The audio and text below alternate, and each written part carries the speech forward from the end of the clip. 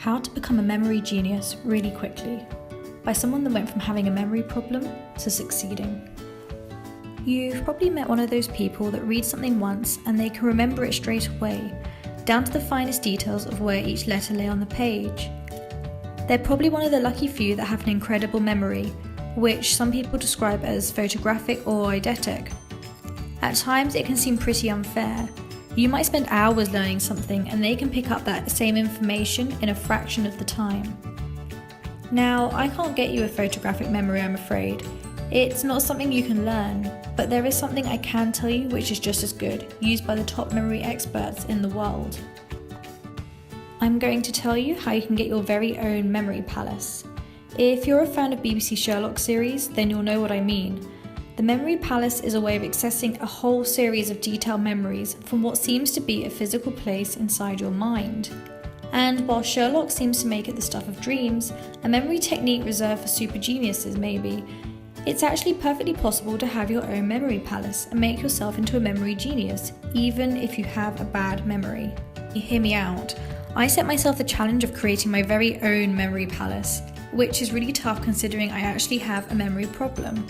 By the time I had mastered this technique, I was able to learn the names of all of Shakespeare's plays in chronological order in the time of 20 minutes. I used the help of a great book called The Memory Palace, which I really recommend you read to learn more. Right now though, here's how the Memory Palace works. It's actually called the method of Loki, and it was used all the way back by the ancient Greeks to help them learn super long poems, and it can be used to learn almost anything. Firstly, you need to think of a place that's really familiar to you. The easiest is probably your typical journey, perhaps from home to work or school.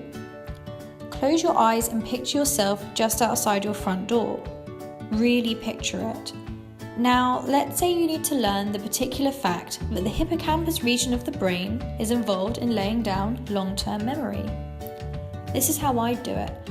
I'd imagine that across the road from my house is my neighbour's car, as it always is. But on the ground next to the car, there's a bright tent, and next to the tent is a big grey hippo sitting on its bum. The hippo's spreading something out on the ground with a long white paint roller. It's rolling a flat brain on the ground, and it's now stuck there. Pretty gross, I know.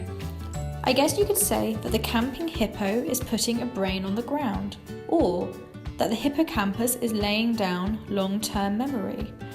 The more obscure and crazy the image is, the better, because you're more likely to remember it. The reason the method of Loki works so well is because the brain is better at associating concepts with physical locations rather than just trying to learn abstract ideas. Think about it, we're constantly having to navigate the physical world as we go from A to B. So our brain's pretty good at that. Applying new abstract facts and ideas to a physical place, and there, you've laid down your own new memory that's going to stick around. Once you've created an image from the first fact you need to learn, go to the next. Continue on your journey from home to work or school. Perhaps you need to learn that the Bolsheviks took control of Russia in October 1917, in which case you can imagine Lenin with a Halloween pumpkin, which represents October, on his head, waving a huge red flag with the number 1917 printed in the middle of it, on the road you're going down. You get the idea.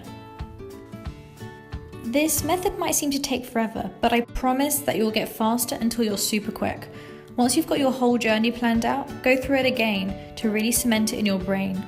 Then a week later, and then a couple of weeks after that. The method works so well that I can remember imaginary journeys that I created a few years ago. So go ahead, make your own mind palace. Like I said, I have a memory problem that used to make remembering stuff really hard, and now not only can I remember things quickly, I can remember them forever too. I hope you enjoyed that video. If you want to hear more on education, learning, tips and tricks in general, then please subscribe to my YouTube channel and check out my website. Thanks and bye for now.